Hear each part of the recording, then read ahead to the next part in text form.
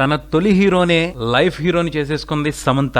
దీన్ని కాక దేన్నంటారు రాసి పెట్టి ఉండటం అని వివరాల్లోకి వెళ్దాం. నేను మిస్టర్ వి నా కామెంట్. ఏం మాయ చేసావే సినిమా ఓ మాదిరి హిట్ మాత్రమే అనిపించుకున్నప్పటికీ అందులోని జెస్సీ, కార్తిక్ పాత్రలు ఎప్పటికీ అలా ప్రేక్షకుల మధ్యలో, ముఖ్యంగా యువ ప్రేక్షకులు, అది కూడాను లవర్స్ మధ్యలో ఎవర్ గ్రీన్ గా నిలిచే ఉంటాయి. లవర్స్ అయిన వాళ్ళు చాలా మంది వాళ్ళని వాళ్ళు జెస్సీలోను కార్తిక్ లోను చూసుకుంటూనే ఉంటున్నారు, ఇకపై కూడా ఉంటారు. అంత లైవ్లీగాను అంత క్యూట్ గా ఉంటాయి ఆ రెండు క్యారెక్టర్లు. గౌతమ్ వాసుదేవ మీనన్ సూపర్ గా క్రియేట్ చేశాడు ఆ పాత్రల్ని. అక్కడి వరకే కాదు, ఆయన ఏ ముహూర్తాన ఇద్దరిని సెలెక్ట్ చేసి ఒకే ఫ్రేమ్ లో నిలబెట్టి యాక్షన్ చెప్పాడో కానీ బ్రహ్మ ముహూర్తం అయి ఉంటది. అందుకనే ఆయన చెప్పిన యాక్షన్ 100 years కంటిన్యూ అవుతుంది. నటించడంగా ప్రేమను మొదలుపెట్టి నిజమైన ప్రేమికులు అయిపోయారు. ఆ ప్రేమ పక్షులు జనవరి 29న సగం ఒక్కటైపోయాయి. అంటే ఎంగేజ్మెంట్ అంటే సగం పెళ్లి అంటారు కదా, త్వరలోనే పెళ్లి బాజాలు కూడా అంట. అప్పుడు ఫుల్ ఒక్కటైపోతారు. ఆదివారం నాడు హైదరాబాద్ లో జరిగిన సమంత నాగ చైతన్య నిశ్చితార్థం చూడముచ్చటగా అనిపించింది. హిందూ సాంప్రదాయ పద్ధతిలోను క్రైస్తవ మత విధానంలోను